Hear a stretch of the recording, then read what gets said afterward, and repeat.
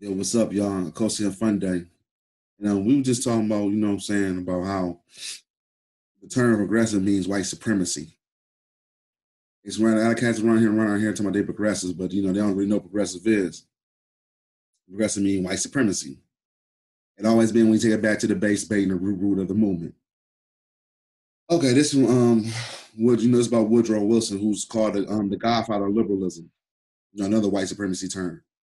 You know what I'm saying? We're gonna read about it. Where this progressiveness come on? Because when you see a black candidate talking about they progressive, you know what I'm saying? Let me that that's a code word for white supremacy. Woodrow Wilson, this so-called progressive was a dedicated racist. The progressive of yesteryear were really racist in a precise and a proper sense of the term, and formulating public policy that was true to their principles. More than 100 years ago, Woodrow Wilson brought Jim Crow to the North.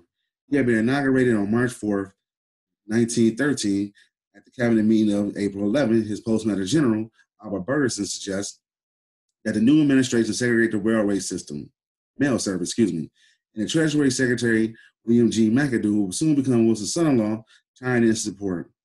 Wilson followed their lead and made a bid for the African-American vote in 1912. He had attracted supporters such figures as W.E.B. Du Bois, but as he put it at the meeting, he made no promises in particular to the Negroes except to do them justice. Moses' proposal wasn't he welcomed, but he wanted the matter adjusted away in a way that least friction. Real racism.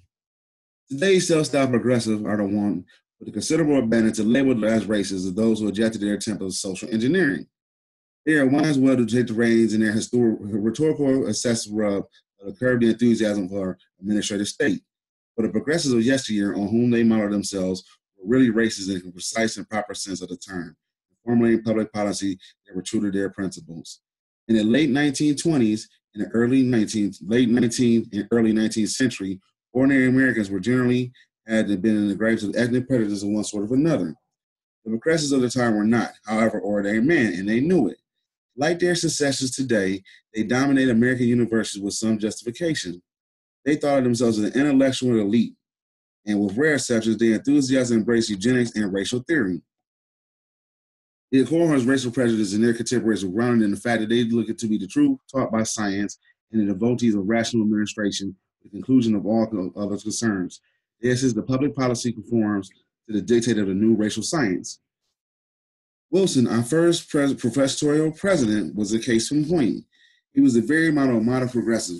He was recognized as such. He prided himself on pioneering a new science over a rational administration, and he shared the conviction and the dominance of his brethren that the African Americans were racially inferior to whites. He dictates a social Darwinism and the eugenicist movement in mind in 1907.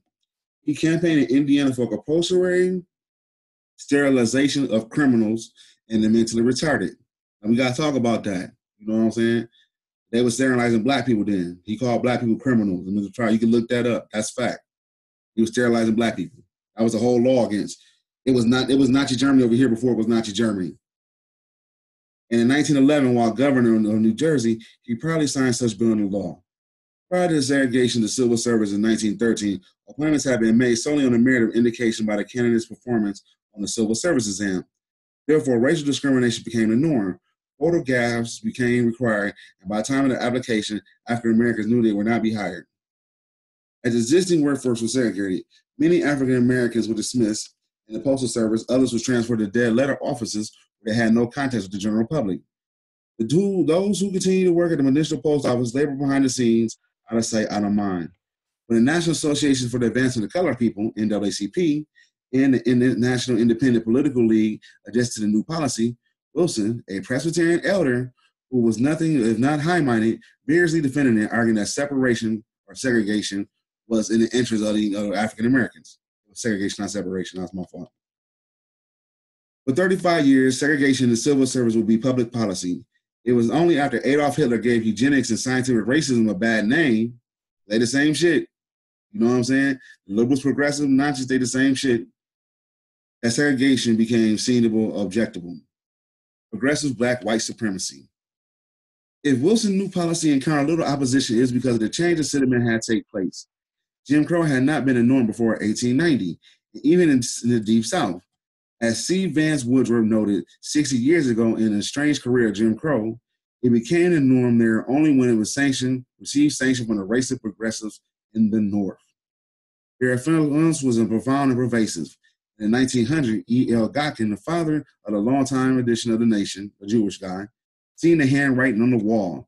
In the papers of that journal, he lamented that the Declaration of Independence was no longer aroused enthusiasm. It is an embarrassment incident which requires to be explained away. The Constitution is said to be outgrown. Those that once boasted and had secured for the Negro the rights of humanity and citizenship now listen in silence in the proclamation of white supremacy and made no protest against the nullification of the 15th Amendment. The 15th Amendment is the right that gave blacks the right to vote. Remember, around this time, I got a video on my site. Around this time, that's when they started bumping up the white female vote. You know what I'm saying?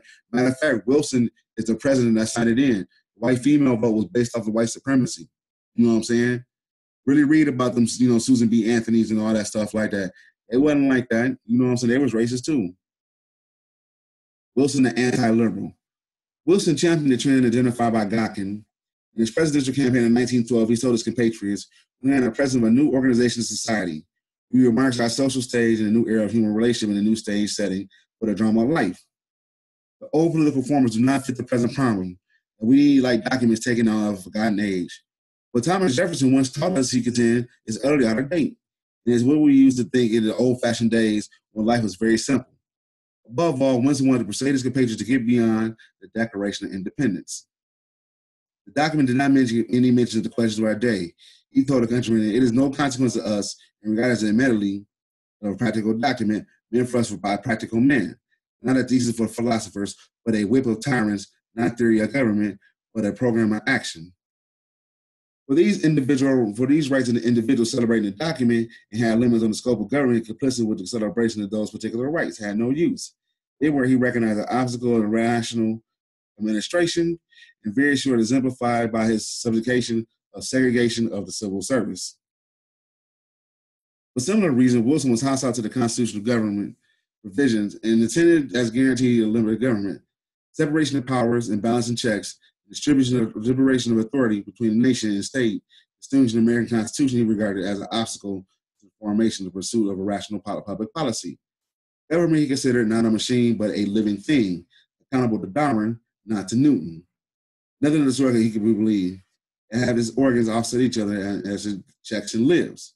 Its health was dependent upon the quick cooperation of these organs in their ready response to the command and instincts of intelligence and admirable community of purpose.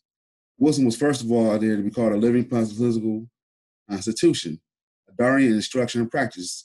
To this end, in the running for his president, he openly sought permission in an era which developed evolution. It's a scientific word to interpret the Constitution regarding Darwinian principles.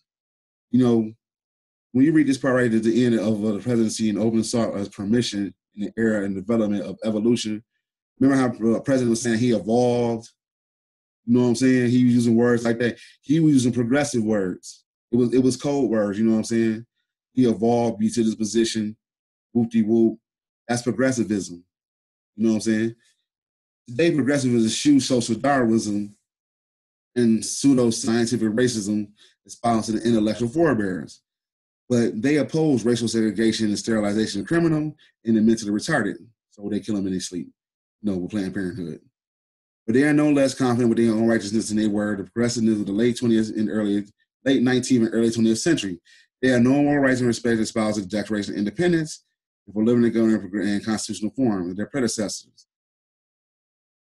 You know, the author reflect the terrible damages had to be done to limited government and disdain for natural rights of man and the dictating of the rational administration of a vegetable by fallible men. Yeah. But my point of this story was to prove that, you know, that this is white supremacy. When they talk this way, when you hear about progressives saying that stuff, you know what I'm saying? It's white supremacy all day. You know what I'm saying?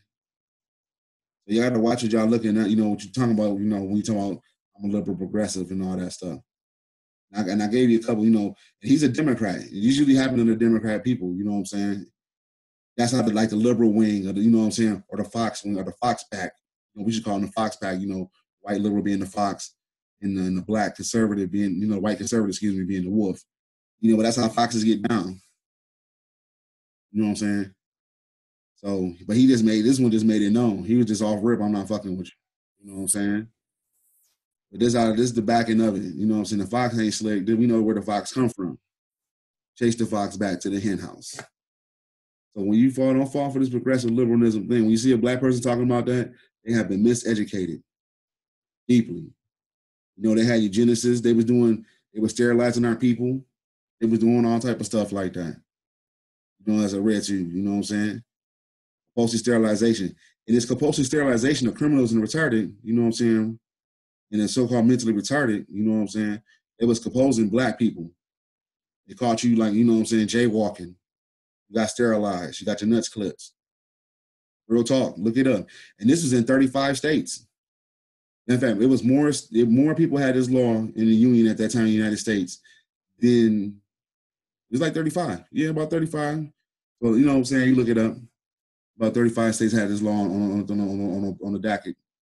And they were sterilizing and catching black people. Real talk. So it was just a little brief piece of Nazi Germany that we never talked about. You know what I'm saying? And I know some feminists going to say, well, he put the 20th Amendment around. But yeah, I told you the 20th Amendment and the women's rights to vote was based on white supremacy. They had to do a Southern strategy. You know what I'm saying? To get that shit across.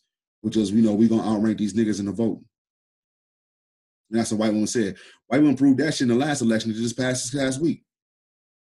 So we got to understand that what it is. You know, if you in Georgia and Florida, whatever, you know what I'm saying, Texas, you know, places like that. So we got to understand that what progressivism is.